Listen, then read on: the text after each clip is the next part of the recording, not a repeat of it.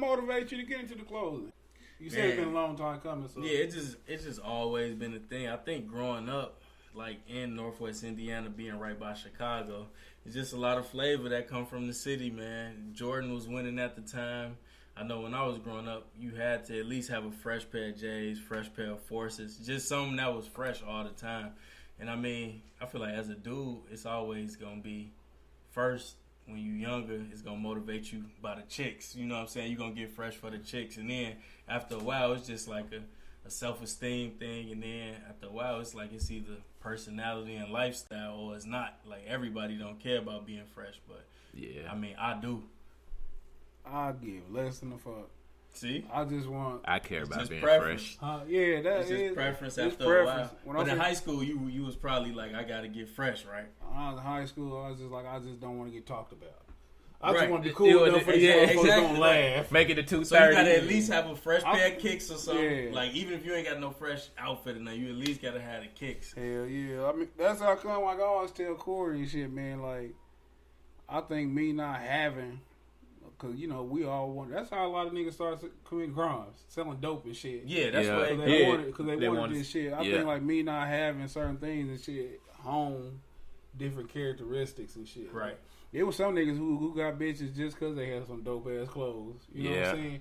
Then it was me who was just had that fantastic ass personality and with that charm and shit. But no, I understand what you're saying. I just like it was shit. When we know that black people are the biggest consumers in the world. Yeah. To where if we stand behind a product, that product becomes Versace. That product becomes all these other big names and shit, these rich white folks and shit that we, for some reason, we fucking want to make them rich. We want to brag about them in songs, brag about them. Like, we'd take a picture of a Gucci belt like that's some incredible shit. Like, the motherfucker make Gucci don't even give a fuck about you. Whereas you see somebody who lateral from you and shit, who actually care about the community, like you done spoke on and shit. Yeah. And like I don't understand how come I understand it, but why we don't get behind that and shit. And it's weird to me though. So it's cool that you doing some shit like that. Especially at the age that you are. I mean, doing it. Yeah, like, man. I'm 24, but I always said you had an old soul. And life experiences though. I feel like you know, growing up how we all grow up, you're gonna go through certain things that's gonna test your character, and you either gonna run from it, or you gonna face the adversity head up. And that's kind of where the "we don't run from adversity" come from. It's just from a standpoint like, what was that you said? That's where what come from? The "we don't run from adversity." Okay. What we doing right now? That's the campaign WDRFA. Because I mean, you gonna go through a lot of things in life, and if you don't look at it and just face it head up, then it's gonna be a lot of backlash within yourself that you're gonna have to deal with. So you gotta choose a route. But I feel like you made a good point with the as far as supporting like Versace and Gucci and stuff. I mean, they do have nice quality products, but I feel like it's an agenda in like the music industry and stuff to push those things. Because I don't know if y'all been listening to the same rap I've been listening to, but they've been talking about Pateks heavy. Pateks, Petiques, however you want to pronounce it. Patek Philippe. Yeah, and I said that like 7-8 years ago. Like, damn, I want me a Patek Philippe, and niggas like, well, what is that? But once certain rappers talk about it, now everybody want it. Same thing with like a Pusher. Mm-hmm. He been talking about all those brands before, but we don't like it to the Future said. Migos. And even with that, like it's funny because that you bring that up about artists, and I'm sure that they getting paid. Yeah, they gotta be getting like it's definitely sponsorship. Them, and them, or they pay the label, and the label like, you gotta say this, like say this on this. I don't care how you say it, but say it on the song. And what I think about most is that damn man, I hope this shit didn't restart. But I think about when we're gonna talk about more about him later on and stuff. Jay-Z turned 48 yesterday, but how blatant that Tom Ford was. When that Tom Ford came out, man, I didn't know who the fuck Tom Ford was. I had what I'm saying? I had a pair of shoes from my daddy. Congratulations. And so everybody, like, I'm like, the whole song was Tom Ford. It was like the biggest push I've seen in a record about a product, and like everybody start talking Tom Ford, and you have to understand that Jay-Z, he deal with high society, but a lot of his people listen to music are still people who in fucked up situations. Yeah. To where if they want to try to go get the Tom Ford, it's going to be a cost. Yeah. You know what I'm saying? Things like that. So that was like, it just stood out to me because I think that was the very first time I seen a real big push. Because we had... Even a change clothes? Yeah, St. Louis. They did Forces. Air Force. But even before then... Yeah, change. That was like, it was Adidas. Adidas, my Adidas. Oh yeah, right. So it been forever. Yeah, but I think that how Jay-Z pushed that shit was like, Right. God damn, nigga, Especially because it was like a brand that people already wasn't patronizing. Exactly. Like we knew about Adidas, we knew about Air Force Ones. We had no idea who Thomas J. Ford was. Yeah. You know what I'm saying? But that's some dope shit though, man. What do you like? What's your do you have a plan schedule? Like, when the campaign, what is it called again? Right now we going with WDRFA. We don't run from adversity. And when you say campaign, what all does this entail? Like, it's like the lifestyle. It's a whole mindset. Like, I look at it, or we look at it, kind of as, you know how artists they approach music. Like, they campaigning for their album, whether it's TM103 on the way. TM103 was on the way for 5, 6, 10 years. You know what I'm saying? Right. So it definitely in was. that mindset, you could do other things, but for that time being, that's your campaign. So right now it's WDRFA, and we can still be ourselves. Like, I'm still Mike G. He can still be GP, Gary. Yeah. And we can move on, opposed to being so attached to one thing that when you remove yourself, it's like, what's going on? So how'd you and your partner meet? He my uncle, so we blood. My mama, you know what they Yeah. grew up together and your brother. Yeah. On this level, it was kind of like Corey said, raised you. 2011.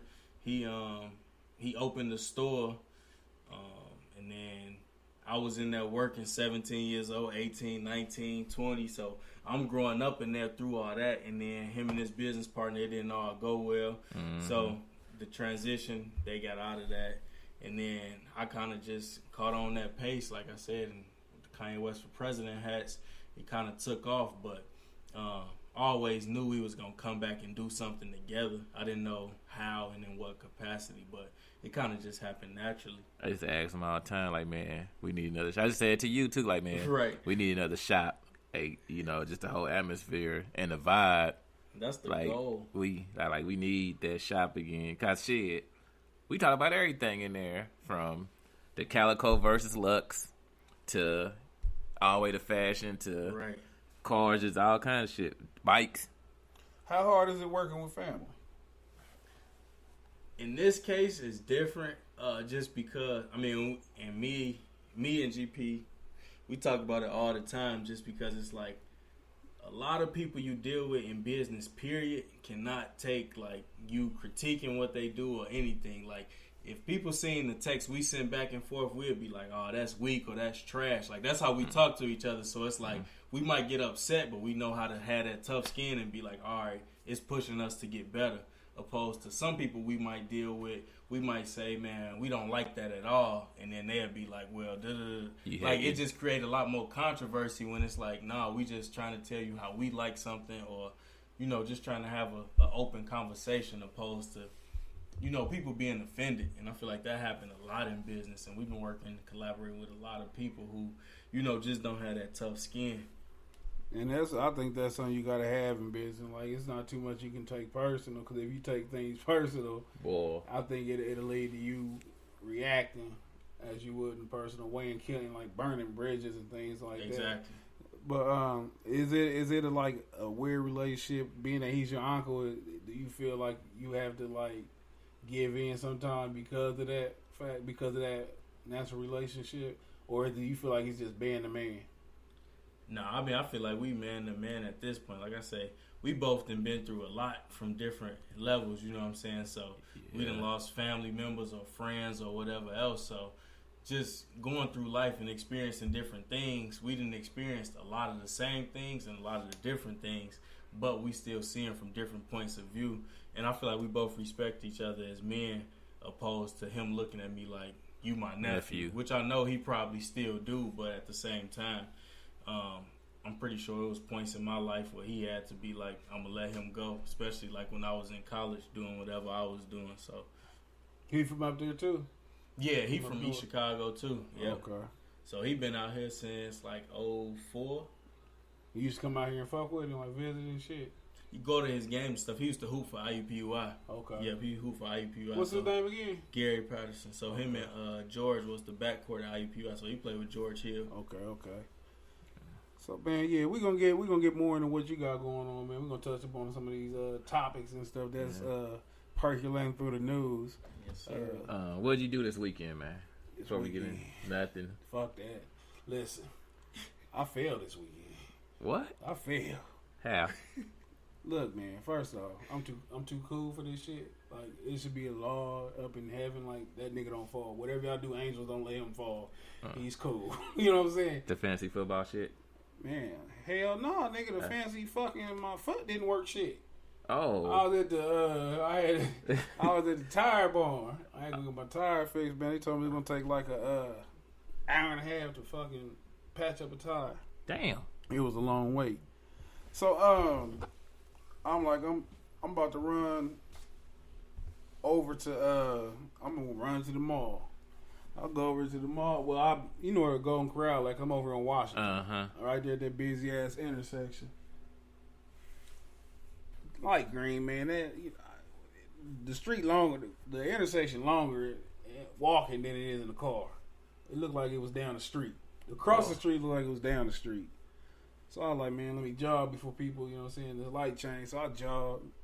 I was trying to do the cool jog. Like, you know what I'm saying? Out of like the player job. The relax shit. Yeah. Hey, you know what I'm saying? Hey, everybody, I'm cool. Watch out.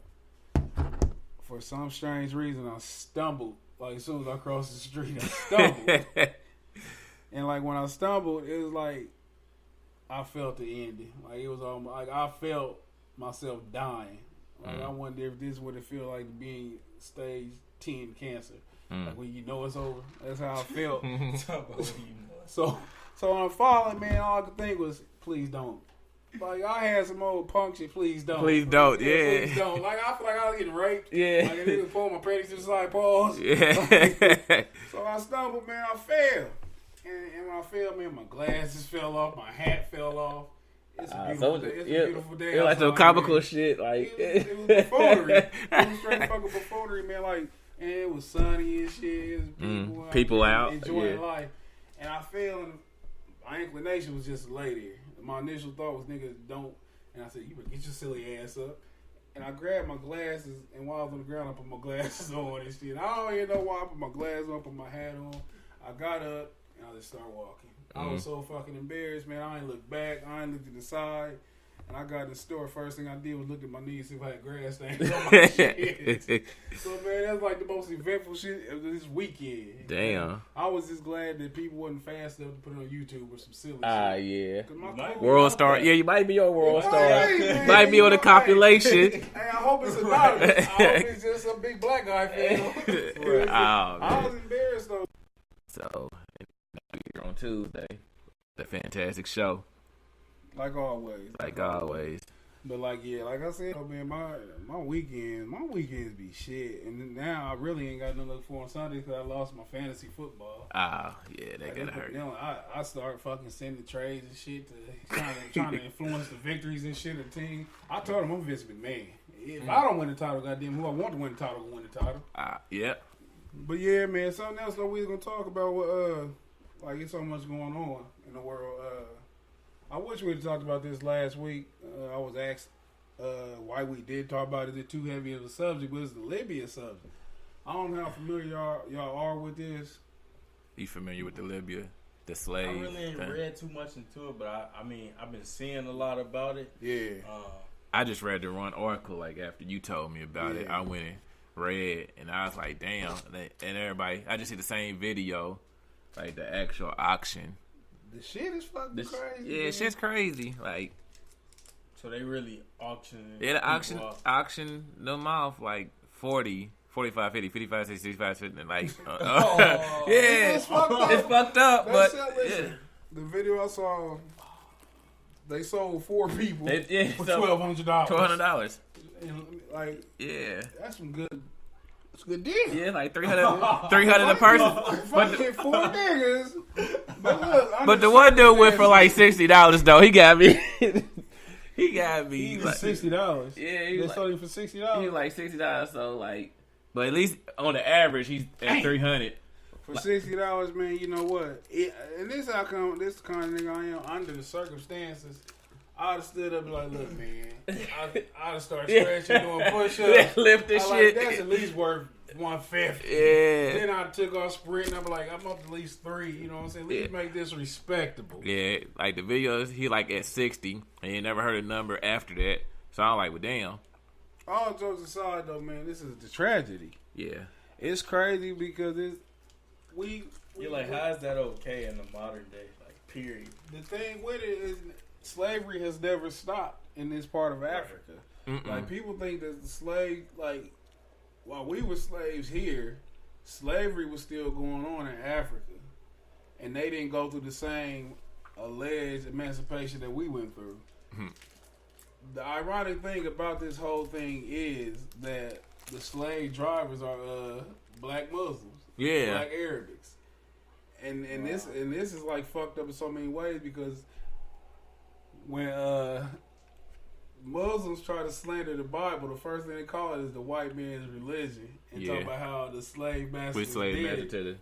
But what they don't know is that them Arabics have been enslaving blacks in North and West Africa before the transatlantic slave trade and after it. You know what I'm saying? So it's some sad shit. Like this, the slavery never ended over there. You can pull up pictures on the internet now and find like slave trades in the 1900s and shit. And then I'm surprised that we just not seeing it now with this age of technology. Yeah, that's what shocked me more than anything. You best believe if we seeing it now, that the powers that be been known, not even just been going on, but they've been known. Right. I probably brought some. But it's these pictures way too clear. Like pictures and video. Like that's an iPhone like, 7. Yeah, it's like somebody just right there with an HD camera. And what aside from that, it's like there's no reason to save niggas. You know what I'm saying? Like I ain't on Facebook no more. Do they got a frame and shit that say you pray for Libya? It sure do. Do they? It's all on Instagram and everything. Man, like, what is Libya? We're not praying for Libya. That's a country. We pray for these niggas that they get sold like for bullshit. Yeah, like free the slaves of Libya. That's what I kept seeing. Free the Libya slaves. So like when you try to figure out, you like what like me as a person here in America, I wouldn't even know where to begin to help. You know what I I'm wouldn't saying? either. Right. Rambo old as shit. Yeah, that's a good point. Rambo old. I don't know who to call. You know Rambo can't go save so like, Chuck Norris old. Did he go to Africa to do some shit? Like it just goes show, man. People, and this in Northern Africa, right over there by Asia. They be over there by Asia, north of the Sudan. And this is like this can go, like I said, this can go in so many deep levels and stuff to where. You know where this also could go? I used to be a heavy Law and Order watcher. So the SVU, how they was buying the little girls as slaves, the white men was bringing them back, and trafficking them. They brought the whole family. So now they like maids over here in the States because they illegal. So I was like, well, damn, is that shit really true? Like, are they really still have slaves in Africa? Like, are this just for TV? And lo and behold, they really got slaves. Yeah, they really got slaves. Like they selling them, man, and like for I said, $400 a piece, and like some of them escaped. The video I saw, like some escaped, and they was describing and shit. They they kick, punch, beat and shit. I mean, it's like you said, it's 2017, and you don't think, or you like to not think these things going on. Like we in America and shit, so we get a slanted, twisted view of the news. So you best believe with the information we got and shit, the most it's been filtered. Countries, getting some crazy shit. Oh, yeah. And you have to wonder, like, why are they bringing this out now? Like, what's the agenda? Right. And, like, they could have been showed. With these politicians, these fake, like these, you always hear everybody talk about what they want to do for black people or whatever. Some of them are kinsmen. Like, some of them are relatives, you know what I'm saying? Not every African is related to us, but some of them come from the fucking same nation that we come from, man, and ain't nobody giving a fuck about them. And the shit's insane to me, man, because if it was some oil involved, yeah, over there talking about liberating them and shit. Bush would have been on the front line. Like I don't even know who the fuck. I don't know shit about Libya. Like I don't either. I don't know if they got a president. I don't know if they got running water. But you best like, believe, is it democracy or is it a dictatorship? Like, you don't know what's going on over there. Obviously, this is a fucking dictatorship, capitalism. Yeah, definitely. But like, if these were white people, who like everybody be going crazy. You know what I'm saying? Like, you think we would have sent troops if it was white people? If it was oil. If it was oil. If it was some way, if it was a strategic location for like say war efforts, if it was like any kind of monetary shit like oil or something, you best believe. But the value of black life is useless unless you a commodity, unless you earn it for them. Mm-hmm. When you earn it for white people and shit, man. When you earn it for white people, man, them motherfuckers will do anything to, you know what I'm saying, make you feel like you belong, like you part of the establishment. They give you fake titles. They'll put you up like you a head of state. Case in point, Obama. You know what I'm saying? Obama, Nelson Mandela. You read this script, we'll make your life incredible. You know what I'm saying? And I was wondering, how did he come home from jail and became president of South Africa? Or was he president before he went to jail? No, he was just like just regular revolutionary shit, and like that. But I don't know, man. It's some sad shit. Like, and I hate to really talk about things like this, but I ain't got a solution. Yeah, you know what I'm saying? We be like, we fucked up here, but we gloss over it and shit because a nigga get shot by the police. We're like, damn, that's fucked up. And going about, Yes, I get on this game. You know what I'm saying? Like, it's easy to desensitize and like just take the pain away until it hits your front porch. You know what I'm saying? When your cousin gets shot by the police, when your niece out here getting choked by the police and shit, then it's an issue for you. Yeah. So with the Libya shit, we not in no visible bondage like that to where we in fucking cages.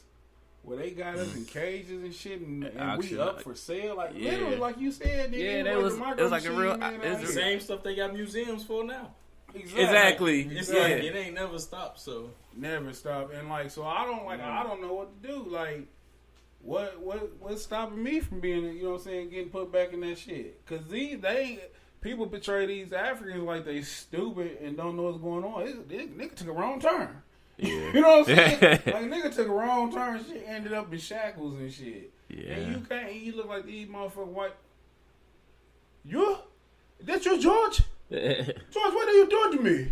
You know what I'm saying? Mm-hmm. It's your fucking brother. Change your name and shit. Yeah, so it's a sad thing, man. I don't know, like, what's going on, what's going to happen. I don't too much keep up. Have Donald Trump said anything about it? Same little tweet shit, but he's worried about fleeing, so his focus ain't. His focus on Russia right now. Get this thing. Oh, he said fleeing. Yeah, he's focused on. Rightfully so. If I was him, I'd be like, fuck them niggas too. Yeah. You can't be looking at your. We don't have people who look at our oppressors for help. Yeah. Like, I heard people saying, well, Donald Trump's not saying anything to help us. Hey, Donald Trump got some problems going on. Yeah. He trying to get his real estate. Shit reversed. Yeah. So his kids get that $1.5 billion. That's one thing too, though, man. Like, we got to go in. I said Rambo. I was bullshitting, but we need to get special forces. Some niggas who unemployed from the government, give them like Netflix for 2 years, send them over there and shit to liberate like Libya. Lifetime Tom Ford or whatever new clothing line come out, we hook you up. He can contribute. Mike Mike can contribute. I get y'all some t-shirts. I'm gonna say niggas Libya. You know what I'm saying? Yeah, something like that. But like it's crazy. Like how you hopped on the Kanye thing. You can hop on this one. You know what I'm saying? I mean, I hate to be at. It's like I hate to make money off this fucking tragedy, but so that's a back to the show. A couple Save Our Brother in Libya shirts wouldn't help. Wouldn't hurt. You really watch how Instagram and stuff work. That's what really be going on. Like, it does. Save Libya, proceeds going. I mean, that's why when I go to, I don't know, the grocery store, and they're like, you want to donate $2 to, I'll be like, no, because how do I know, like, that's the bread finna go to Libya, like, and what's gonna happen once it get there? I'm not a donator. Yeah, I'm not. I'm real selective. I'm a real dickhead because I hate how they try to guilt you into donating. Mm-hmm. I ordered a piece off of Domino's and off my app, And like right before checkout, I said, "Do you want extra cheese?" I said, "No." It said, "Do you want some bread?" I said, "No." It said, "Do you want to donate to St. Jude's?" And they had this little sick looking boy right there looking at me. I'm like, is that nigga St. Jude? You know what I'm saying? I heard him say, "No, nigga, no." I donate once a year. To what? On my birthday, like my buddy owns a shop here, and they do like the toys for tots or whatever. So I go get like maybe $60 of like toys and hygiene items for like the homeless, whatever. And I just go donate the toys for the thing. That's some self-righteous shit. That's some self-righteous shit. And I say that because you do it on your birthday, so you honor yourself, really. No, I mean, I just pick because it's my birthday, but it's more than just about me. Like, you know, it's not the gifts for me. Like, why can't I be a blessing to somebody else? Why don't you do it in November? Because they don't have the drive-ins on my birthday every year. You like the night of the I just don't, and it's cool. Yeah. You know what I'm saying? Like, you doing it for your art, it's cool, but I just don't like people who feel like, I'm going to feed this thing on Thanksgiving. He can fucking move, like move you dirty Nino fucker Brown for the passing rest out of the year. turkeys. Like, I don't understand that. Like, when I say self-righteous, I more so mean things like people who do shit for people around one time of the year, and it's damn near, like on some occasion, I don't give a fuck about you, but today, here's this micro machine, little Timmy. You know what I'm saying? Today, you're going to have fun. Plus, like, Goodwill, and I give to people, like, you know, but, like, as far as, like, actual, like, donating, like, I will take that. But, like, if I go to Goodwill, I don't ask for the receipt to put on my taxes or whatever, because, I mean, it's really I do that at the Goodwill, because motherfuckers shop at the Goodwill and shit like it's the mall now. Yeah. So the Goodwill ain't poor like it used to be. You used to get laughed. People get money. I fuck with Goodwill every now and then, but while I'm here, I don't have that. Yeah. Also, starter jacket, come on with the So if I donate these 3 bags, can I get those 2 shirts? But speaking of slaves and being shackled, Meek Mill went in front of the judge again, and she denied his bail.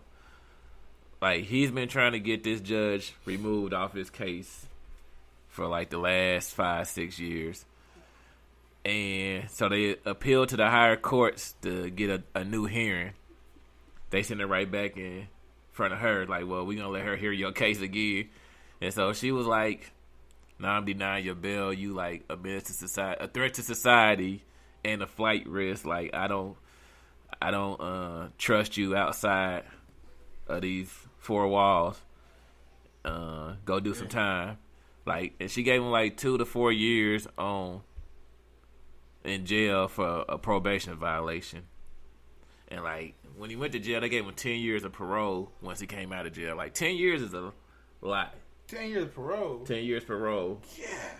And so, to go to another time, like, I went to court with my nephew today, and, you know, the judge gave him 60 months and then 3 years federal parole afterwards. So I'm like, damn, 60 months. I'm like, damn, you got to do 5 years and then come home and report for 3 years. He said that'll help you transition into society. And I'm thinking, like, how do you, like, do we ever really transition? Like, he's a rapper, so he good. He gonna have demand. People aren't gonna see him, the little Boosie effect. But like the dude, Trenny, my nephew. Okay. And so like the dudes that's not rappers, like they go fill out an app. The first thing they ask, have you been convicted of a felony? Yes or no. And so once you check that motherfucker, yeah, you definitely not getting no interview unless it's like fast food or maybe the FedEx, the people that say we do hire felons, depending on the felony. You know what I'm saying? But like, yeah, Meek Mill. So she was like, yeah, you gotta take your 2 to 4 years.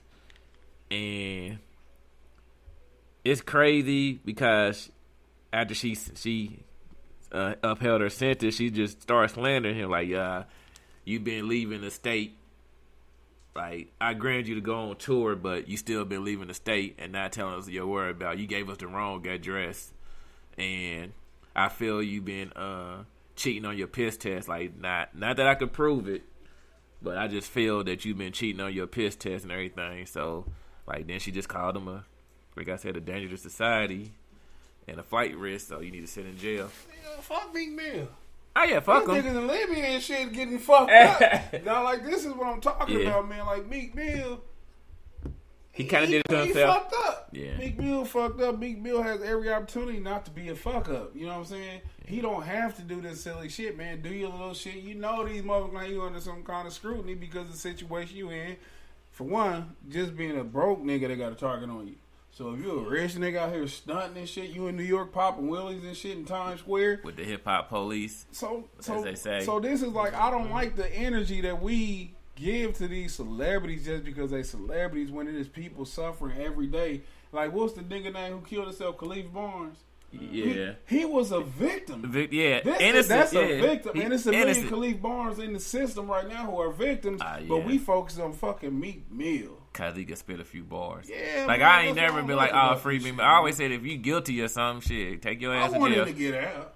I Yeah. mean, as a nigga, I want him to get out and shit. But when we put it in a full scope of like what the fuck's going on in life, I'm not writing Congress to try to get no judge off the bench. I'm not losing sleep. I'm like, I haven't even listened to a whole Meek Mill CD enough to know if I want to support him getting released. Did you listen to the last Meek Mill CD? I was gonna say, the last one was crazy. This is basically what it's about. I'm saying, and the little documentary thing, like the video he shot. You should check it. Even if you don't listen to the album, you should check that out. That's good dope. documentary. Yeah, I ain't it saying I shows don't like the perspective, nigga. I'm like- just saying like it's just so much like we get caught up in the celebrity of what's going on that we lose focus of like your nephew. He just a regular ass nigga and shit. How many people ran? What he locked up for? Serious violent felon in possession of a firearm. And it's crazy. They enhanced 5 years for that. 5 years. That's how they do it, though. That's When how you they got a do it when you got a felony. felony, You got you go and it's automatic a Fed case. But it's crazy. My homeboy, they gave him 18 years out the gate for felon possession of a firearm Fed time, and so like he gave 14 years back and ended up do 85% of 4. But what was so crazy is he haven't been in trouble in the law in 30 years.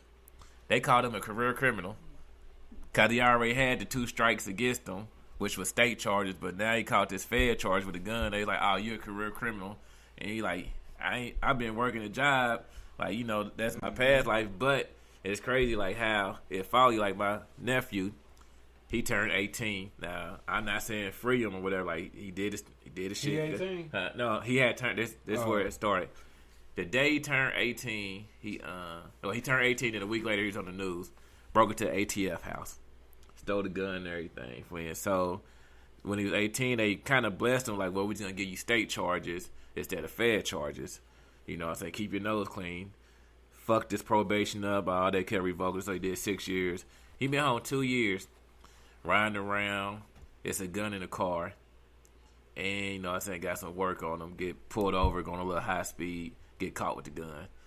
They didn't even care about the work or whatever. They was like, oh, you a felon and you have already broke into which is law enforcement's house. Mm-hmm. Now, you know what I'm saying, you against us, so now we gotta sit you down again. So instead of the state charges, the feds, they said the grand jury, like he went in the grand jury like on Monday, like they probably spent 30 minutes and brought back an indictment to make it a federal case. And so like the judge was talking to him like, you know, we gave you opportunity when you was 18, and then now I don't think you learned your lesson from that. So take this 60 months, think about what you done. You know what I'm saying? Focus on when you come home, and the 3 years probation will help you re-entry into society. But like I said, I really feel there's no real programs. I mean, there is some. There ain't no programs. It's all trap. How old is he now? 26. Nah, what it is, man. They know like. It's crazy because the language they use, when they say shit like, when you said they talked about, who you said hadn't committed a crime in 30 years? My buddy OC. When they say shit like career criminal, menace to society, they paint that words picture. And shit. Their hands to try to, because they make everybody around you look at you like fearful. To where this is what people don't understand, man. It's crazy because we see this a lot in our communities where we can watch a kid grow up. We can know him since he was a baby, 4 or 5 years old. Yeah. We look at him, and he grow up and he do some silly shit.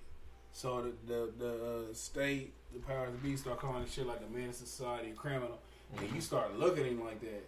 You know, they look at themselves like that. Nah, even though, and that's the same shit. Yeah. And like, but from the outside looking in. Instead of us looking at him like, nah, that's our little brother who we still can correct, who we can step in and say shit, we start looking at him like, oh, we don't say nothing to him. He ain't nothing but. You know what I'm saying? He's been reduced just to what they called him. And like you were saying, like this tie into the Libya shit and back to the United States and to the documentary 13. To where the slave system has never ended in the United States. That's why people I said the slave with the big bills from the Libya. Got smarter about it. Exactly. Like it was a law like right after slavery had so-called been abolished that you could go to jail for what they call vagrancy, and that was for not having a job. Yeah. They knew that we weren't employed and shit, but they was arresting us and shit for that free labor. And that's a continuation of what this shit is now. Prison is nothing but another slave system and shit. Yeah, there's no rehabilitation associated with it. It's just punishment. That's all prison is and shit. They have you in there getting degrees. Niggas in there getting fucking horticulture and degrees with 3 felonies. They gonna let you ride some knives? Nigga, you can plant. Nigga, you a horticulture ass nigga now? Yeah. You know what I'm saying? They know it's no fucking rehabilitation in that, because they know that you're gonna get discriminated against once you come out that system. Said, what if they do? Are you being convicted of felony? And now you looking at this bitch like, shit, if I circle no, they gonna call me a liar. Ain't gonna hire me. If I circle they gonna say we will hire you, but we ain't. Yeah. So it's like it's all a design. And I mean, for a lot of people who go to jail, they really be smart. It just be bad situations because it's like I know one of my cousins. He like. Because I've been selling work or whatever I've been selling for 20 years. It don't make sense for me and my family for me to go work for $10 an hour. It just don't. Because, the evolution of anybody who doing better and better at whatever you're doing in life, you're going to make more money and you're going to be able to support your family. There's no reason to revert back unless you're trying to go legal. But then when you really put it into perspective, it's like, how can you? Like, can you sustain without the income that you already had coming in? And I agree with that 1,000%, especially when you say like a person is intelligent. It is, it's all about the environment that you place a person in. Mm-hmm. I'm telling you, man, a lot of these people, white people and shit, and people from other nations and things, they look at us, man, like you've been in a situation where you be around Asians and shit, or you going to a Chinese type restaurant, you catch that vibe like these motherfuckers looking at me funny. I went to one today. You go to the fucking gas station. This motherfucker selling me now later as an incense, and he think he better than me. You know what I'm saying? This motherfucker came from the mountain in Pakistan somewhere and shit. From fucking convenience store university. You've been at convenience store university for the last 50 your years. doctorate. Now you think you fucking better than me. Like everybody come and they frown upon us. But the thing is, what they have, but they also get better benefits. They have a strong culture. That's the biggest difference between them and us. They have a strong culture and they have a base that they can fall back on. They have history and shit to where these convenience stores have been in a family some sort of way. These Chinese restaurants, these motherfuckers been doing nails for generations. And they live there. These white people been passing down wealth. We don't pass down wealth. We don't have generational wealth within our community. We pass down shit like, I can't go in here because my mama used my fucking name for the light bill and shit when I was 4 now. Like, we pass down bullshit. We pass down fucking high blood pressure. We pass down diabetes. We pass down a hell of a taste in music. You know what I'm saying? We pass down aggressiveness. Only thing we have culturally is soul. That's the only thing that we have is our soul and shit to where we got that spirit and shit to where no matter what, we can power through anything. But these other nations and shit, they got tangible goods, you know what I'm saying? And they set up to win like that. And so, when you see us fucking up, it's because we've never seen nobody win. I say this all the time. I think it's a weird dynamic, though, because I feel like it's like you could almost never be... Say you come from a family, say you come from the hood, you make it out, you get your family out, boom. Then your kids grow up, then your kids they gonna either do one or two things. They're gonna either be too white or they gonna revert back and do too much black shit. You know what I'm saying? It's like, it's never no happy medium. What do you mean when you say too white? Because it's like, say you come from a good family, good everything, you gonna still, it's people that still want to be accepted by the black people who not. So they go try to fit in. Yeah, so it's like they go try to fit in. Or Nunu they go, from ATL. Like Nunu, that's the perfect example. Like Nunu from ATL, like, she had everything laid out for a Picasso in the crib, but she still want to go hang to out Cascades on the weekend because she's still trying to be black. It's no the No, artwork. ATL. I never seen that. Yeah, they said Picasso. Okay, we say Picasso. Yeah, Picasso. Let's just Basically, they had money. Let's take it to this though. I say culture. Yeah. Money don't necessarily mean culture. If you have culture, that leaves you being proud in what you and who you are as a people. Our culture is fucking Chico Stick Jordans and some bullshit. That's what our culture is. When I say culture, you have to go back to the root of who you are as a people. So when you have pride in who you are, won't nobody be able to tell you, oh, you ain't out here acting stupid. You're like, nigga, that's not what the fuck we was meant to do. We wasn't meant to be out here selling dope, killing each other and shit. That's not our culture. So it just because your family gets some money and when you start getting Picasso, you trying to live to somebody else's standards. But that's not our culture. Won't your environment have something to do with that though? Like you could. It's not a strong culture is not defined by environment. A strong culture defines the environment. If you have a strong culture everywhere around you, that's what I'm trying to build with my daughter, man. I'm trying to give her culture and shit to where she's not doing things just because other people around her are doing it. I had to write to school today. I told them when Christmas come up, do not include my daughter in none of these fucking practices. She's not involved. They're like, okay, I'm glad you told me, but I got personalized gifts for everybody. Can I still give it to her? I said, no, don't do it. And the thing is, my daughter, she gonna feel fucked up about it. But the thing is, I'm creating that separation. You don't let people define how you raise your children. You know what I'm saying? You raise your children and hope that how you raise them help her instill into her into people around her. That's what your culture and shit comes from within, and it goes out. You can't let people pollute your culture. That's what happened to us as a people. We lost our culture and our identity. But it's always one or two things. You either gonna go with what you your learn, parents, or you gonna rebel. Like it's no in between. Like it's natural to rebel and shit, or have some sort of rebellion and shit when you get older, but when you have values instilled in you, man, they always come back to you. They always come back. Be there. Yeah, because I'm a product of that shit to where I was raised like cool, where I ain't had to do silly shit, but I did silly shit. Yeah, but even in the midst of it, I'm still aware of how I was raised and knowing like I'm raised way fucking better than this. You know what I'm saying? And you know people who literally didn't know no better who hell was doing it, and you know people who had to make the decision. Right. That you didn't have to make because, and I'm a product of it, I didn't want to seem soft. You know what I'm saying? I did certain shit because I didn't want a motherfucker think I'm no punk type shit. Yeah. And that's just me. Yeah. Even when I say I was raised right, I wasn't raised with that culture and shit. To what we have to do is when these nations act like they're better than us, we know that we as creating, we were set apart. Yeah. You know what I'm saying? We were set apart, so it wasn't for us to conform to everybody else. It's for everybody to conform to us. But we so fucking lost in the fucking shambles and shit that's what we do. And everybody in turn look down on us crazy. They give us fucking crazy jail sentences. Even with Meek Mills and shit, I say that he could avoid that shit. Or you may feel like your nephew could avoid it. But the thing is, we are getting these sentences at a disproportionate rate. Where a white person in the same situation, an Asian in the same situation, they're not getting looked at like this. The system looked at them like, this is our son, and we have to straighten him out. They look at us like, that's that fucking animal. We have to keep him away from the street. He's a menace to society and a career criminal. And it's crazy and shit. Shout out to Meek Mill. You come on the show. Yeah. You know, we'll talk about it here. Yeah, come to the show. You know, you touched on parenting.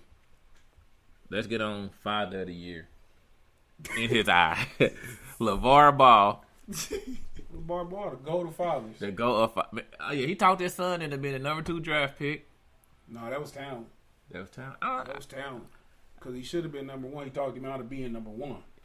He didn't want to go to the Lakers. He talked him out of being number 1. He took his son out of college. Because his son, as you know, was part of a thieving ring in China. This nigga out here talking like white people, a thieving ring. They go over there and steal a pair of glasses. He called it fucking elaborate thieving. They're stealing glasses one arm at a time. That elaborate scheme for 3 guys to steal 1 pair of glasses. Sounds like 3 Stooges shit to be. I still ain't figured out like how all 3 of them is in trouble for stealing 1 pair of glasses. So UCLA like suspended them indefinitely when they came back. You know, I guess when they learned their lesson, they could come back to the team, but during the suspension, they're not allowed to dress, practice, or travel with the team. Just go to class and go back to your dorm. So LeVar was like, shit, fuck this. Which one is this? LaMelo? LaMelo. So he's like, hey, I'm taking you out of school. Like, that's some shit you tell like your kid when they in like elementary, junior high, like I'll take you out of this school and take you to another school. Like I just thought at college, your parents ain't like, I'm taking you out of school. What is he in college for? He in college to play basketball. He not there trying to be a That's what he doctor. said. Yeah. Fuck, he gonna be here for if he ain't playing basketball. It seems like it's basically that's the whole season. Yes, the whole What's season. The point of me sitting here, Yeah, so and I can't do nothing. And he said he was gonna be one and done anyway. So I don't know how that was gonna work out. So he took his son out of college. Like he gonna go overseas to play ball. Said he should be in it, but he said he should be in the NBA. But in an interview like a couple months ago, he said I already told my sons one of y'all ain't gonna make it to the league, and it's probably gonna be the middle one. But we gonna make sure you get you some money. And I was like, damn, that's what's up. Like I like to have a realistic parent or just realistic people around you to tell you like, hey, you know, you gonna play for the G League, like, you know, you're not gonna play at Staples Center, nigga. Like you can get some clubs. You ain't gonna sell out arenas, so you know, let's spend your money wisely. Like I'm a big fan of LeVar Ball. Everything he's doing, every black man should be doing. Every black man with children, you should be hands-on at everything with your children. You know, this is your son. You look at him as somebody I done raised, I done cut his umbilical cord, I done whooped his ass and shit. I done talked to him when he's going through tough times. We have a personal connection, a personal relationship. He's my fucking flesh. These universities, these basketball teams, these news outlets, they just look at him as a person. You know what I'm saying? They have a new nigga next year. Yeah. So it's not like UCLA cares about your son. They like definitely they love don't. your son. It's not like Donald Trump was doing something for your son when he allegedly got him fucking released. And it's crazy. The president don't even... Crazy. The president didn't have nothing to do with it, and the president don't even handle affairs like that. It's the states that does it. The state's attorney is the one that negotiated and bring him back. But he wanted to put the tweet like, you should thank me. Now, what LeVar Ball should get... about that because Master P washed up, should have never been a superstar. Oh, man. He's a bitch-ass nigga talking about somebody. You should thank. You should. Yeah, that kind of hurt. That's why Romeo, your son, and Bow Wow ain't, nigga. Yeah. But I know if I'm going with sons, I think I'm going to take the Romeo over the Bow Wow. Okay. As far as, like... And that's not even no bias, you know. Just... I mean, because Bow Wow's been much more successful. He hasn't been much more successful. Much more successful. Definitely hasn't much been. More. How many Fast and Furious movies have Romeo been in? None. How many times has he hosted 106 in Park? How many hit records does he have? Now, he has a lot of hit records. How many? Name two. I'm not gonna name it, but two. Name what? I can't name one. Hey. So when you hold on. So when you going platinum at 13. When you get TV, how many TV shows have Bow Wow had? Not just being on. Okay, he hosts 106 in Park. He been on Like Mike. That's way bigger than anything. Romeo been in movies. What? He ain't been in the big movies like Mike. But I'd rather have my son worth $400 million right now, and not instead of Photoshop himself on private planes when he flying coach. How in the fuck is Romeo worth $400 million? Show me that. Show me that, Forbes. Let's look. Show me where he's worth $400 million. How you feel about that? While I look this up. And I don't even want to argue about niggas' money. I'm talking about success. I don't care. I think it's success is good. Like, but I'm just saying. I mean, like you said, Bow Wow got to be at some kind of low in order to be photoshopping pictures. Yeah. Or at least making it seem like you're doing things that you're not for attention. But it's not cool when you're supposed to be the man. Yeah, when you're the man. When you're the man, you don't got to do that. Did that take away anything from Bow Wow's accomplished in life? No. I think Romeo might accomplish more. What? I mean, like I said, the TV shows, the music. I mean, he ain't accomplished more in music than Bow Wow. Like, he had never accomplished more. Television, what has he accomplished more? Nickelodeon. What has he been on? What was he on Nickelodeon? He had his own show, Romeo. He did have a show. Yeah. How long was he had 2 shows. He was on like 4 seasons. He had 3 seasons. Yeah. I'm not saying he was successful. I'm just saying Bow Wow's been more successful. I just don't see it.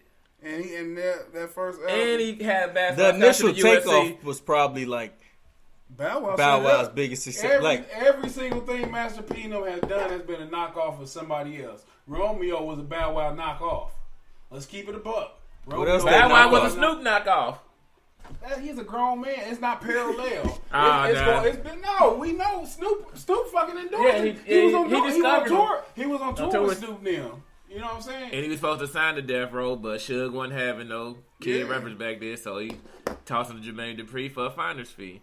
But I think Bow Wow initial takeoff, like the cartoon, the tortoise and the hare, like he just shot out so fast, had to pose some Romeo. But eventually Romeo caught up and passed him. When was the last time you seen Romeo on TV? I just seen him on hip hop, Grown Up Hip Hop. I was gonna say they all. Yeah, he got his own. He's the executive producer of that show, so he is getting money still.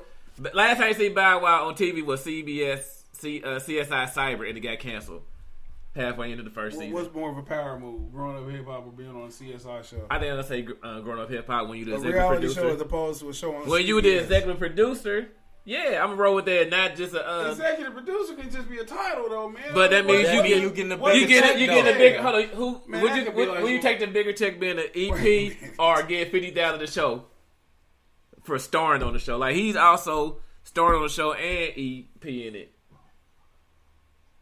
He's listed as a credit as executive producer. Like I'd rather take that than getting. I don't know what Bow Wow's getting a show to do CSI. Say, well, he's not getting that because like Mike, John's Family Vacation, Road Bounce, Fast and Furious. 2. He's in Fast Furious 2. He's only in 1. He was in Tokyo Drift. Now he's in Okay. Tokyo Drift, Okay. and he's in there for like 5 minutes. And no, he wasn't. It was He's it was way short, longer bro. than It 5 was, minutes. okay, But he you know talked what? to the dude. But Bow Wow has been in nothing Furious or Fast ever. Romeo has Romeo has been, yeah. that been in shit. I'm just saying, me personally. Plus, this nigga was fucking Sierra before everybody else. I'm taking Bow Wow. Romeo hit Angela. Angela who? Simmons. Who the fuck is Angela Simmons? You don't know who Angela She, Simmons what the is? fuck has she accomplished? Who the fuck is she? Pastries. Pastries, yeah. Fuck pastries. Oh, man. Hold on, man. Oh, no. Lil Debbie got that shit cornered. No, shoes pastries. Well, I don't even know what the fuck that is. I'm not a fan. Oh, of that. see, I she see. had kicks What? all Yeah, in she had finish kicked line. that all in Yeah. yeah, she did it Did you big. have a pair of Genie Unit shoes? Just because the shoes in the finish line don't make them cool. You have some No, it don't Genie make kicks. them cool. Yeah, but to start your own, like your. once they get in finish line, you made your bread. Man, That's listen, like she- his hold first. on, Hold on. Let me. Hold on. It's like his Who's her shirt. father? Who's her father? Reverend Rudd. So you don't think that kind of parlayed her into No, that? it definitely Who's did. Sierra's It was a daddy? setup. Who's Sierra's daddy? Do she know her daddy? Huh? Exactly. She got in there on her own. She got her own. Future her bread. Future daddy. Bow Wow was her daddy first. Yeah. But 50 Hey. Cent knocked her out, so I mean that pussy devalued. Already ain't worth a lot. I mean she been getting knocked off with Bow Wow, You real would Two fuck real- her. Two Real Tuesday. How devalued is it when you would fuck her? I'm still fucking put her. It's gonna get devalued because she let a What bro pussy- nigga like what pussy not she let a bro devalued? nigga like me hit her, so it's definitely going down in What price. pussy is not devalued? I say it's already at a low rate, and then it been ran through even lower. And if she ever let Sierra, I don't think your pussy is that low on the total pole. But if you ever want to come to the show and talk about it, and you know Russell let you get away, just come out one Tuesday. We'll talk about Russell let you get- it. Yeah. I mean, he'll watch the kids. Like I'm pretty sure he will. He just seems like that type of guy. Bow Wow, executive producer of Growing Up Hip Hop. So they both got EPs. But I'm saying though, so you can't Okay, use- so you okay, can't so use now that they as no can't way. use that no more. You can't use that one no more. Nope. Is it Atlanta or Atlanta. yeah, and Yeah. Romeo's Hollywood? So I mean, I'm not They saying both Bow Wow. successful. Yeah, They they both both successful. It's just that Bow Wow had more success. Okay. I mean, it ain't about who you like more. It's about Yeah. just keeping it. I'm glad that they young black men still being successful. Yeah. But back to Angela Simmons and the pastries, and you said who was her father, who was her uncle? I mean, both of that. No, let's get to her uncle, creepy ass. Russell Simmons. That's coming out. God bless you next week. Man, hey, I feel like you. I'm afraid of any ladies. If you gave me some in like the last 20 years or so, and if you feel, you know what I'm saying, you wasn't willingly going or whatever, I like to apologize from the bottom of my heart, because when you got in my bed and got naked and gave me some, I thought that's what we was doing. I offer no apologies. I And if mean, you litigate, I'm guilty as charged. I'll do it again. but Russell Simmons has been accused of sexually assaulting 2 white girls from like over 20 years ago. Like the first one was at a Rush Hour casting call. Like the dude that wrote Rush Hour had a party at his house. Brent Ratner, shout out to Brent Ratner. Yeah. He's the pound Serena, the nigga face Williams. I would have hit her too. I still hit her now. But anyway, it was a little white satirical actress trying to break it into Hollywood. So Russell seen her, thought, he had a type.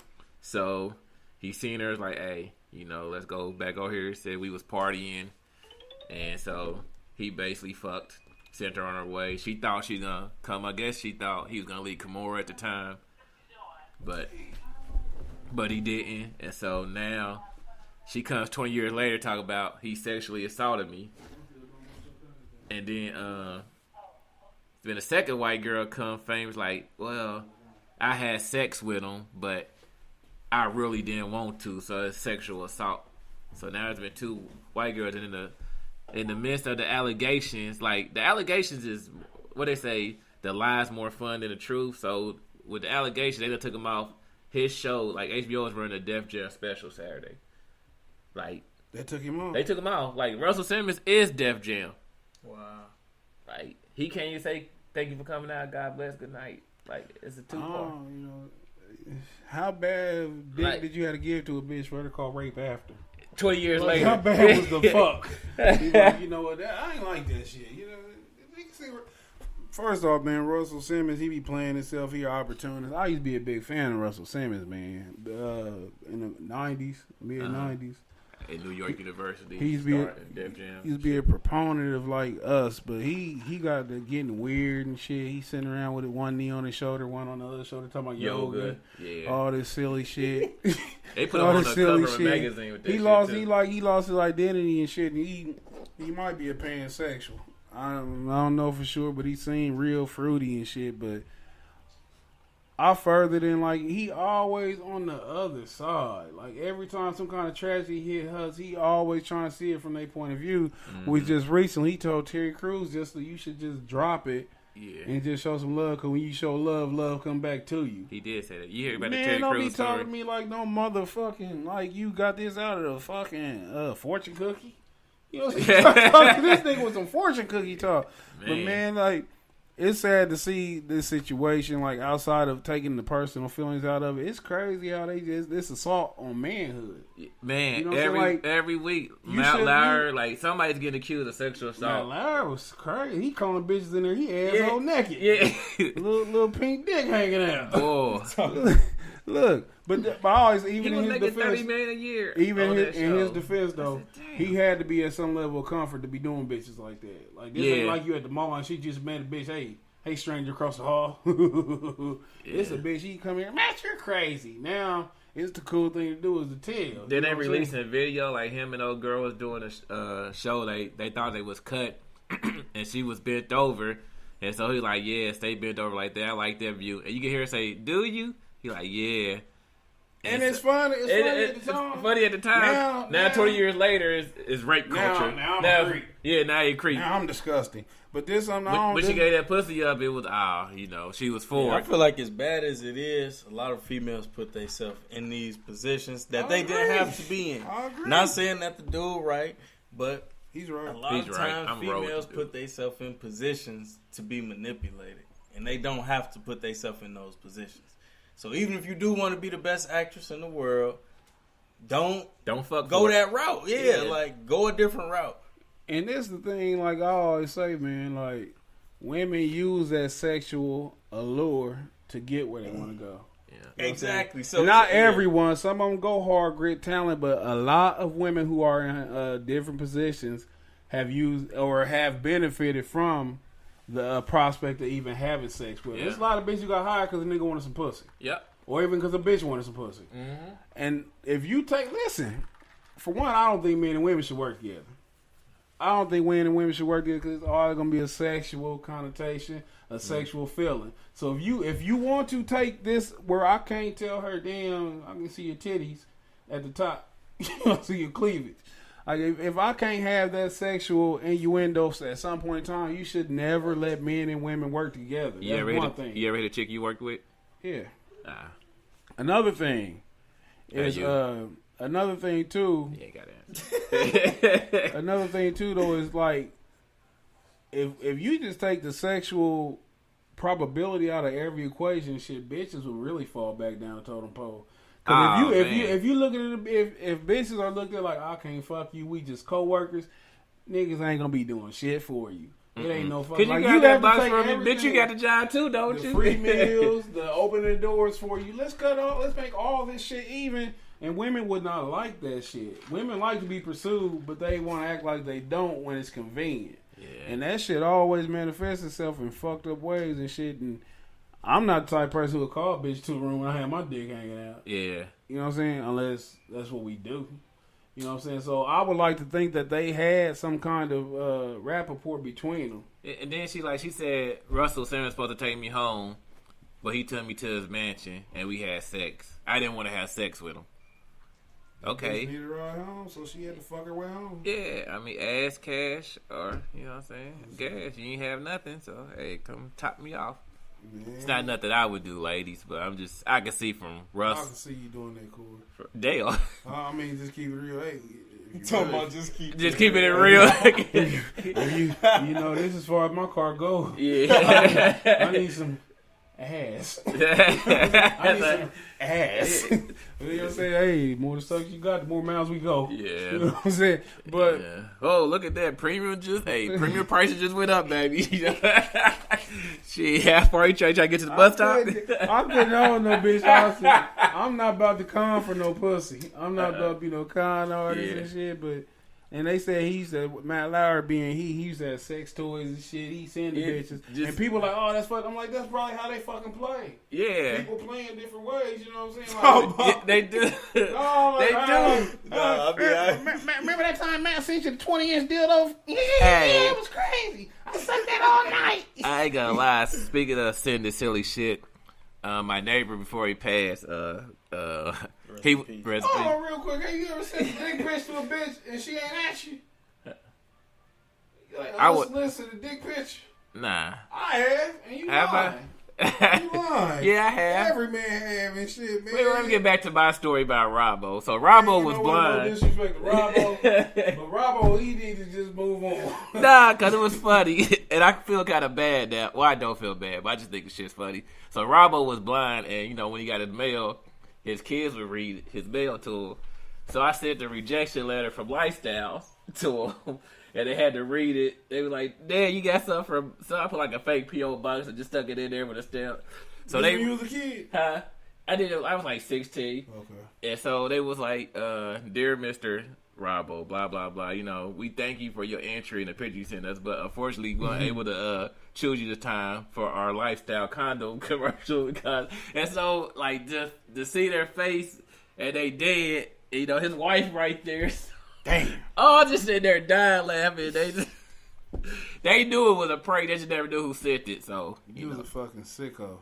I just thought that shit was funny. I'm gonna find that letter and send it to my friends. But I'm glad you got that off your chest. Oh, I think man. you've been holding that since you were 16. But look though, man, yesterday was December the 4th. Yeah. Sagittarius. We in this thing, girlfriend. Capricorns, you had your turn. Jay-Z birthday, man. He just turned 108. In camel years. He turned 48. To me, the second greatest rapper ever. Who first? Tupac. Biggie. Tupac. Why is Tupac first? He the best. Most influential and shit. He's every rapper today still wants to be Tupac. The best rappers in top 5 want to be Tupac. Everybody wants to be Tupac. So Jay want to be Tupac. Yeah. I don't even diss niggas that diss me. I got Pac public. He's quoted Tupac several times and shit. The admiration is there. I don't even diss niggas that diss me. I got the Pac. The admiration is there. Whether he come out and say he want to be him, they like me, Biggie but I wanted want to be they Pac like too? me, but hell yeah, fuck yeah, they like me, but I want them to love me like they love Pac. That's what everybody gunning for. No rapper will ever have that influence of just. I think he the most influential. He the most influential. He the best to me. I mean, his best albums is Me Against the World. I don't think there's hip hop albums better than these albums. Damn. I mean, I'm not saying like he was. Life After Death ain't better than Me Against the World? I don't think so. Uh-huh. I felt the thing is, it's all about what you like. For one, Life After Death is the top 5 album to me. So if anybody says better, shit, I'm not gonna argue against it. Okay. But the thing is, with Tupac, you sat there and you felt every fucking word on that fucking song. I bet you he's the most quoted rapper ever in life. Most hypocritical too, though. What's hypocrisy? What's hypocritical? Let's put that out there. Everything he did. Like what? And let's mind, you 24 fucking years old. Right, so I mean, I done did a lot of... Tupac passed away in 96. How old were you in 96? Young, real young. You almost don't count, but go ahead. No, I mean, for everything he said he was preaching for, he went against. Like what? Just everything. He was only 24 when he died. Black empowerment. He wanted to kill every nigga. How did he go against black empowerment? He wanted to kill Biggie. That's not. He didn't want to kill Biggie. You too old to be fucking confusing rapping and entertainment and life. If you sit here and you listen to his fucking interview, if you listen, when people say that hypocrisy, they talk about he made keep your head up, did he call girls bitches? Yeah, that's just life in general. I tell people all the time, if I say you a stupid bitch, I'm not talking to every bitch. I'm just talking about you, stupid bitch. But like you just said, when you go on the pedestal, you gotta hold yourself accountable. Like Meek Mill, you gotta hold yourself right. Man. So you can't. It's no double standard to life though. I didn't say. Wait a minute. What are you talking about pedestals though? Like you said, like when Meek Mill did so and so he gotta do what he gotta serve his time for what he did. Just because he on the pedestal don't mean we should honor him. I never said that Tupac should have been held accountable if he did something wrong. No, but you saying he can't say this and then say that. I didn't say that. You just said he can't say. You trying to gather your thoughts. You just said he Tupac can't got say ass that. raped. You saying keep your head up and then call girls bitches. You sound like a faggot. He said she sodomized me. So he ain't never said no shit like that. He definitely said that. Slanderous as fuck. Where the fuck Tupac say he got sodomized at? He said. Where did Tupac say he got sodomized? Doing that sexual assault thing. Go look at the interview. I ain't got time to pull it up now. What did it say? He said, she said I sodomized her. She sodomized me. That was his quote. Sodomy can be getting head. If you don't understand the connotation and the origins of words, that can be getting your dick sucked. Don't be. That's what sodomy can be. Well, in that context, my favorite rapper never said he got sodomized. Who? He said he got some head. Who your favorite rapper? I'm gonna go Biggie 1, Jay 2. She looks so good, huh? I suck on her daddy dick. That's the gayest line in hip hop history. Don't ever talk to me about shit else when Biggie says she looks so good, I suck on her daddy's dick. Anyway, Tupac, I do not look at him like he shouldn't be held accountable for the things he did if he did wrong. That's the same thing I said about Meek Mill. Okay. That's the only thing I said. I never said Tupac shouldn't be held accountable for anything. But as far as that hypocrisy, do you think who's not a hypocrite? Who don't say things that contradict? Do you think once he played Bishop, he never stopped playing Bishop? No, I don't think so. I mean, that's what they said. Like Biggie and them when they was in interviews and stuff. Tupac was a fucking actor off top. Anybody who knew Tupac or listened to his music, you didn't get Tupac trying to be hard. Tupac trying to be a gangster. I never got that. I felt like he was a rider. He felt what he felt, and he rode on that shit. I never felt like Tupac was out here trying to be a blood or a Crip. I felt Tupac was. You more feel you trying to be a blood or a Crip? I felt all that MOB shit, so you never shook. Everything was blood. He said money over bitches. I feel like Tupac. He said, "I don't care if you blood or cuz, as long as you got love for thugs." I feel like Tupac was more of a revolutionary than anything. They don't kill gang members. They kill revolutionaries. They don't try to, you know what I'm saying? So gang members don't go out and grow. Biggie's not a legend outside of rap. He's not a legend outside of rap. He has no influence outside of rap music. Biggie has no rap music. No rapper does. No rapper will ever go down in history and shit with the same power Tupac did. That's just, I mean. Let's get back to Jay. You disrespected Sagittarius this week. Let's get back to Tupac shit. Second best rapper ever. Yep. I can agree with that. He boule as fuck. He controlled. He's Freemason. And I assassinated. We're going to talk about music. My concert tonight, so hopefully I get that invite to the campfire table thing that y'all do to get me rich. I ain't fucking with you. You gotta ask somebody to kill you. Your rest there clear. Like he willing to go. He got you in an accident, car accident. You ain't catch that. But Jay-Z, we're gonna talk about his best album and shit in honor of his birthday. Shout out to Jay-Z. Yeah. First we're gonna go across. What's your favorite Jay-Z album ever? Starting Mike. My favorite album,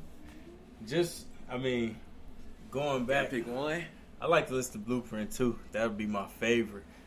That's a good one. Yeah. I was in college when Blueprint 1 came out. Blueprint I had 2? the hard copy. What you say about it? I said that's a good one too, but I said Blueprint 2 was like one of his worst albums. Worse than Kingdom Come? Let me see what's on Blueprint 2. Kingdom Come is great. The only thing that make Blueprint 2 bad is if it was just one album of the best songs, it'd have been a classic. But it was so much bullshit on there. If it was just one album, condensed, that'd have been a hell of an album. So how do you feel about All Eyes on Me? It's a fucking classic. Oh man, It's a fucking classic. Every Musically, song. from production, everything. From production to songs, that's a fucking classic. It's only one song on that motherfucker I ain't like. I got You 9 Can't songs See on Me. the first. I like that one. I hate that song. 1, 2, 3, 4, 5, 6, 7, 8. So I got 8 off the second disc on Wait a minute, we Blueprint on 2, Jay-Z and real 9 quick. I'm on Blueprint okay. 2. Like I said, I got Go ahead, name the ones you like. Dream. I like the that first Hovey is Baby, Dream, Dream. Hovey Baby, The Watcher, 03 fire. Bonnie and Clyde, Excuse Me whack. Miss, Poppin' That's fire. Tags, The That's Bounce, trash. I Did It My Way. That's off the first disc. Second disc, I got Diamonds Is Forever, Guns N' Roses, You Don't Know Remix, Meet the Parents is one of the coldest songs Go ahead. ever. Somehow, Some Way, Blueprint 2, Nigga Please, and Show You How. And you know what? I'm not afraid to admit when I'm wrong. Yeah, I'm not, hold on. I'm not. That's an incredible track list. It's only Even like 2 John. songs that you named that I don't fuck with. So I digress. I go back. It's just probably because I don't rank that shit as high up on my Jay-Z list. So when I compare Jay-Z, I'm comparing Jay-Z against Jay-Z when I say Yeah. whack. When you say favorite, though, that just go based on like what you want to Yeah. listen to. Yeah. Right. How would you rank your Jay-Z albums in order? Like if you had to rank them 1 through 13 or whatever it is. Yeah, you can skip me on that one. Okay. 1 through 13. I'm not about to name all 13. I'll could- give you a top 5. Get your top. Okay, what's the top 5? Mine, let me see. I can't get past that Reasonable Doubt. Reasonable Doubt. That shit's always gonna be etched number Yeah, when one. it come on, it's just Number 2 is gonna be that fucking Blueprint. My number 3, damn. My number 3. This is my number 3 because this is the album I first started fucking with him with, and that's Volume 1. That's when I first started fucking with Jay-Z. My number 4 is gonna be that the Black album, and my number 5 gonna be the Dynasty. I And got. that's just edging out this 444. Yeah, I really I put 444 up because it's so new. Yeah. But I went with Reasonable Doubt, Volume 1, Classic. Should have went triple. Blueprint, Blueprint 2. And then I got a tie from my 5th one between that Black album was like 5A and American Gangster. yeah. I I don't like know how I American think Gangster about a that lot shit. too. That shit It- ridiculous. like, hard. that That shit American- hard. yeah. Blueprint 3 hard. I got that lower. I got that after Volume 2, Hard Knock Life. That Hard Knock Life, man. You know what? That motherfucker up high on my shit too, though, because that's like when life was happening. Yeah. Life was happening when that shit came out. I got Volume 3 below Kingdom Come. I got Blueprint 3. I got Blueprint 3 and Kingdom Come right at the same. Kingdom Come. I was gonna say, is Kingdom Come as bad as people say it Kingdom is? Come That's some one of my shit. favorite- yeah, It's it's only big. bad compared to Jay-Z albums. Yeah, it's If only. you compare it to other people, it's a hard shit. But Kingdom Come some shit that you go back to and you listen to, you're like, this shit was harder than I remember it being. True. That's You know how why that they shit call was. it project That nigga- a project because That it's King, a project. what I keep Hell off of that yeah. kept the Prelude, Kingdom Come, I Show love Me it. What You Got, You don't like that Prelude? Lost. That's what I got. Oh, on yeah, Lost Ones. Do You Want to Ride was probably my favorite song. Mm-hmm. 30 something. I even got the Hollywood, even though it's probably my I least hate favorite that song. Hollywood. That's my least favorite Paparazzi song. spots me getting the line. Trouble. That That digga hoe. Trouble was hard. as Trouble. fuck. I done got in That trouble trouble again. again. And Beach Chair. But that digga hoe. I didn't like that beach chair. What? I like that Beach Chair. But they said the only time you went platinum, my chains around your neck. I don't Talking like to that beach Cam. chair. Man. And that's like on that Blueprint 3, that shit he got with the white boy. Forever Young. That shit is trash. I like Forever Young. That shit trash. I just started liking the song with Jeezy. Rose Again. Yeah, it That took shit me. You hard have a as lot of fuck. features on Yeah. Blueprint 3. Yeah, he got live. Down to every song. It's up for Mars versus Venus, Thank You, and Death Autotune. Every one of the That features. hate on there, ain't it? Hate, That yeah. hate hard as fuck. And it's short, man. Oh, man. That was the prelude to Watch the Throne. Yeah, it sure was. Yeah. But yeah, what else we got before we wrap it up? Is that all? Let's get back to Mike. You know, you got some. You was doing stuff kind of like with Visit Indy and the Eat Good, Live Better. Yeah, Like, so- how'd you get involved with that before we wrap up?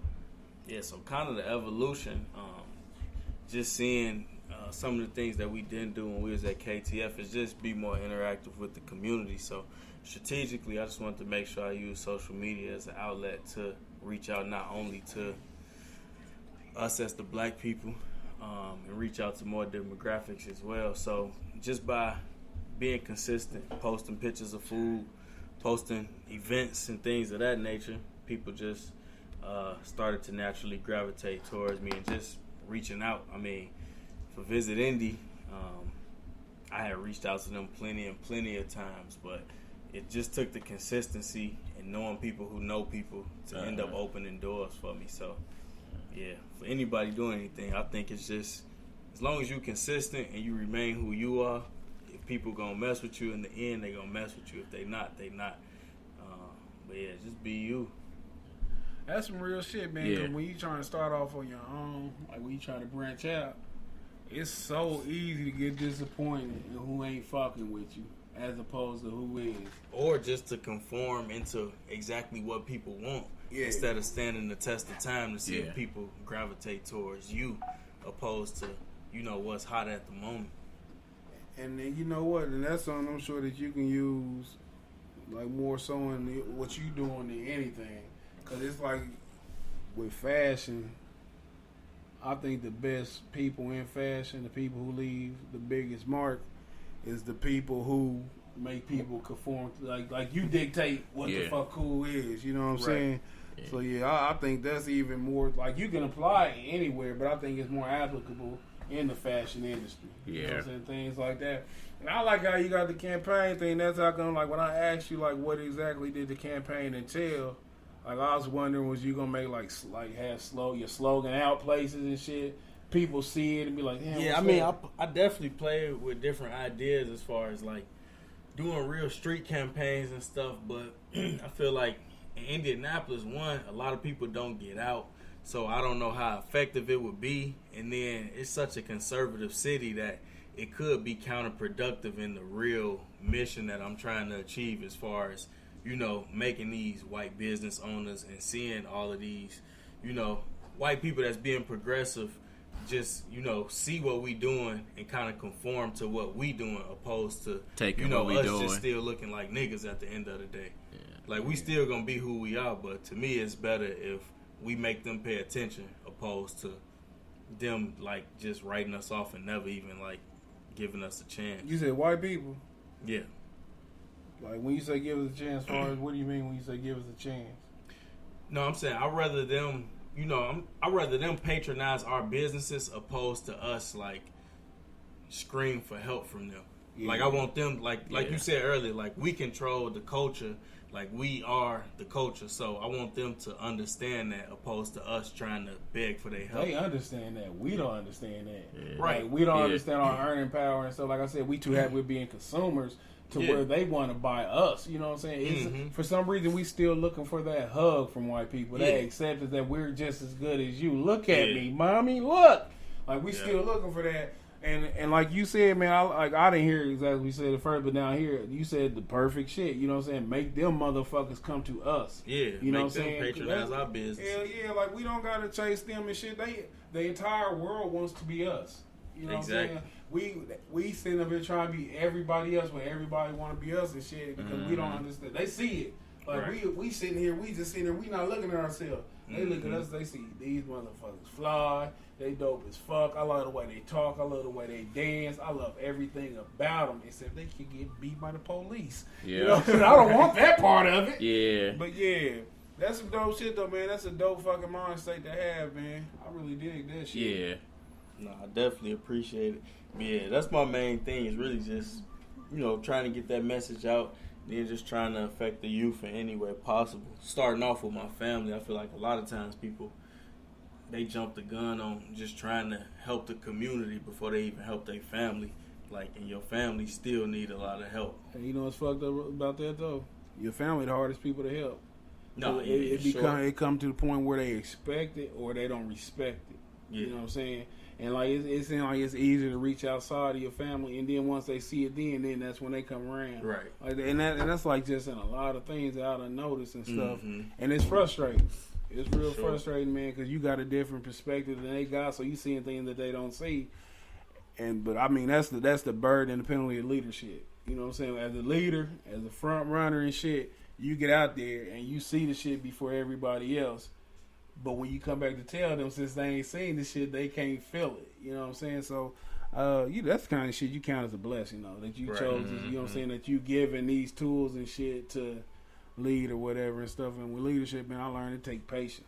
For sure. Things like that. Just like with everything else, man. Like, you got your head on straight, so I ain't really got to say shit to you about it. But, you know, in business and shit, it's going to be them valleys and peaks and shit to where everything seems like it's going right. Then it's like everything going wrong.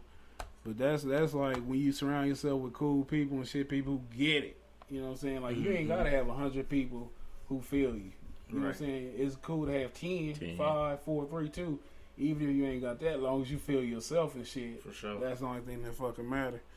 But yeah, we're going to wrap this up, though, man. This is a real good show, man. Real good show. Great conversation. I enjoyed. We had a couple stoppages in the show, and what it was, on my Wi-Fi setting, I had the shit fucking on Xfinity instead of my home Wi-Fi. From last week. Instead of my home Wi-Fi, so... With all these big nugs and jigaboos, I ain't gonna free internet and shit. They fucked up the traffic, but man, you know what? It's cool though, man. Anybody who listening, I think I'm gonna delete the two. I think the one before was a short, like 7 minutes. I'm just gonna delete that one. So whoever come in, they gonna come in 7 minutes to the conversation, which is okay. Yeah, they ain't missed too much of it. Once they get into it, they hear the big shit, the meaningful things. You know what I'm saying? The conversation and. Can you tell people where they can find you at on like social media and what like where they can find your products? So we got some new stuff releasing soon, but you can find me on all social media at Where's Mike G. That's just Where's, no where is, Where's Mike G. And then like I said, we got more stuff coming soon. Website bostonyoung.com, BostonJung.com. You know who Boston Young is? Like, I'm pretty sure y'all got that's why I got it from. Okay. Honestly, I got it from Blow. Boston George. Yeah, Blow, that's my favorite movie. That and Paid in Full, my two favorite movies. I'm just more of a documentary biography type. You need to watch Lord of the Sky. You'll like that.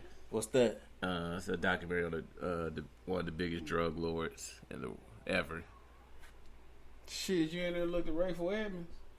No. You never heard of Rayful Edmonds? Oh, man. Boston George wasn't doing shit compared to Rayful Edmonds. This a nigga in D.C. I hate to venerate drug dealers and shit, but we the best everything, nigga. Yeah. We the best criminals. We the best fucking everything. Like, fucking Rick Ross, like the real Freeway Ricky. $2 million a day. Now, I said... It look like a bum. I said Rayful.